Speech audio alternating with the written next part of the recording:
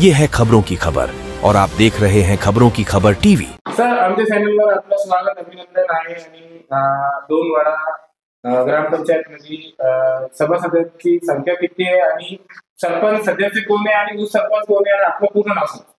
मी बाबासाहेब नारायण मोकळे आणि आपल्याकडं महिला सदस्य 4 आणि 5 पुरुष, त्यातलं एक तुकाराम उत्तम पवार उपसरपंच, सुनीता बाबासाहेब मोकळे सरपंच। आणि सर, ग्रामपंचायतचे सरपंच किती वर्षाचा कार्यक्रम चालू? 4.5 वर्ष। आतापर्यंत आपण काय काय काम केले गावात त्याच्याबद्दल पूर्ण माहिती? गावातले सिमेंट रस्ते असतील, देवाचे सभागृह आणि ड्रेनेज आणि आज बाकी कामं राहिले ते करायची मागणी आम्हाला आता। सर, गावात प्रथम कोणती मोठी समस्या आहे तर आतापर्यंत निवारण झाला नाही आणि तुम्ही शासनाकडून मागणी केलेली ते पूर्ण झालेली, कोणती मोठी समस्या आहे? आता हे रस्त्याचीच, जिथं पाऊस पडला तिथं गारा झाला काही, आता ते राहिले कामं तेवढी मागणी करायची आम्हाला तुमच्याकडून। आणि पंतप्रधानांची घरकुलची स्कीम आहे, आतापर्यंत किती लोकांना लाभ मिळाला? आता 70% लोकांना लाभ मिळाला याचा। आपलं नाव सांगा आणि इथलं पत्ता सांगा। बाबासाहेब नारायण मोकळे, ग्रुप ग्रामपंचायत, दोनवाडा, बोरवडी। सर, आमच्या चॅनलवर आपला स्वागत, अभिनंदन आहे आणि आपण ग्रामसेवक आहे, अधिकारी आहे। आपण एक अधिकारी आहे, तर जे सरपंचचे जे कार्यकाल 4.5 वर्ष झालेलं आहे आणि त्याचे काम चालू आहे, तो आपण कशी त्यांची मदत करतात आणि काय काय शासनाकडून स्कीम आलेली आहे, काय काय जनतेला लाभ देण्याचा प्रयत्न करतात तुम्ही अधिकारी ग्रामसेवक म्हणून? तसं कुठलीही योजना असली तरी त्याला पहिल्यांदा प्रस्ताव दाखल करणं असतो आणि त्या प्रस्तावानंतर त्या योजनेमधून तो निधी मंजुरी होत असतो। तर आमच्याकडं पंतप्रधान आवास योजना ही घरकुल योजना आहे। आतापर्यंत जवळपास 100% घरकुल मंजूर झालेली आहे आणि जवळपास 60% घरांची आमचे कामं चालू आहे।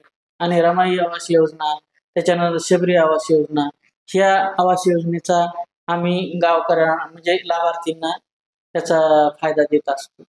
सर, मनरेगाची जे शेतकऱ्यासाठी स्कीम असते, आतापर्यंत मनरेगाची किती कर्ज मिळालेली शेतकऱ्याला?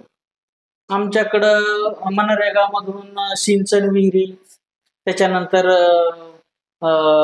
गायगोठे आणि फळबागाची योजना, अशा मनरेगामधून योजना आम्हाला मिळालेल्या आहेत। त्यापैकी विहिरी आमच्याकडं 35 विहिरी आहेत, त्याच्यानंतर गोठे 25 आहेत आणि फळबागाचे 20 लाभार्थी असे हे वैयक्तिक या रोजगार हमी योजनेतून आमच्या इथे लाभ मिळाले। सर, शासनाकडून शेतीपालन दुसरे जे स्कीम असतात, आरोग्याची स्कीम असते आणि दुसरे वेगवेगळे स्कीम असतात, तर आतापर्यंत गावात कोणकोणती स्कीम आलेली?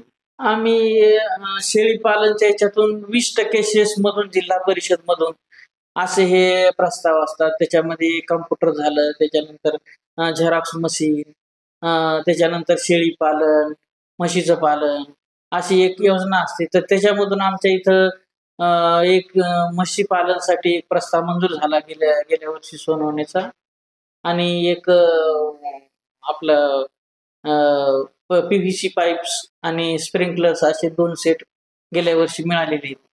म्हणजे आरोग्याचं जे असतं त्या आरोग्याचं काम जे आमच्या गावामध्ये आरोग्यामार्फत आशा सेविका ते काम पाहतात आरोग्याचं। तर आपलं नाव सांगा आणि आपले किती वर्ष झाले कार्यक्रम? माझं नाव अशोक बापूराव कोळी आहे।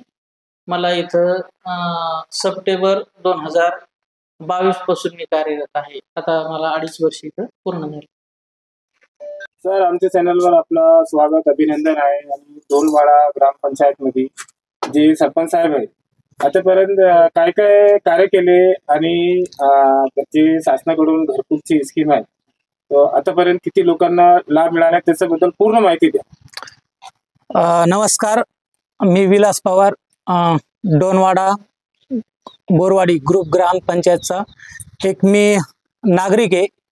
आणि 2020 ला आमची ग्रामपंचायत आमच्या बाबासाहेब मोकळे सरपंच यांच्या कार्यकाळामध्ये घरकुल असेल, गावातले रस्ते असतील, पिण्याची पाण्याची व्यवस्था असेल, पहिल्यापासून तर भरपूर त्याच्यामध्ये सुधारणा झाली.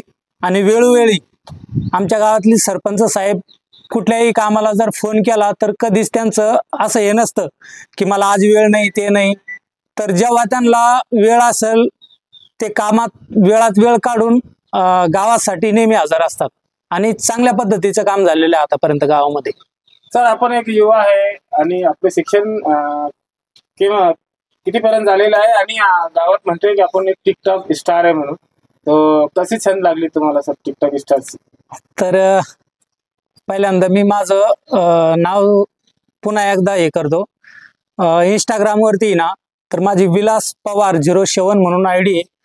आणि मी 2018 पासून शेतकऱ्याला सकाळी उठल्यापासून तर संध्याकाळी झोपेपर्यंत ज्या काही अडचणी येतात ती मी माझ्या शब्दामधून आणि गावरान शब्दामधून मांडत असतो.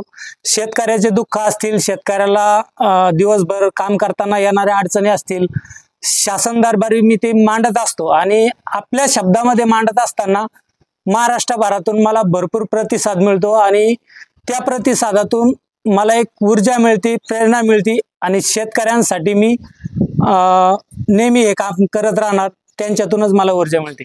सर, आपण एक गावातले शेतकरी माणूस आहे, आपलं शिक्षण किती झालेलं आहे?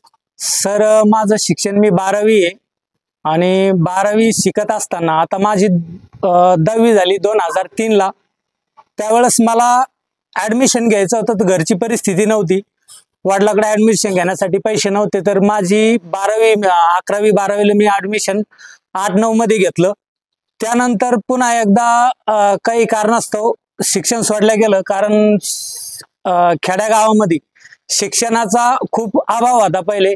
आता त्याप्रमाणे अभाव राहिला नाही. आता आमच्या गावातील मुलं चांगल्या शिक्षणासाठी बाहेर जातात.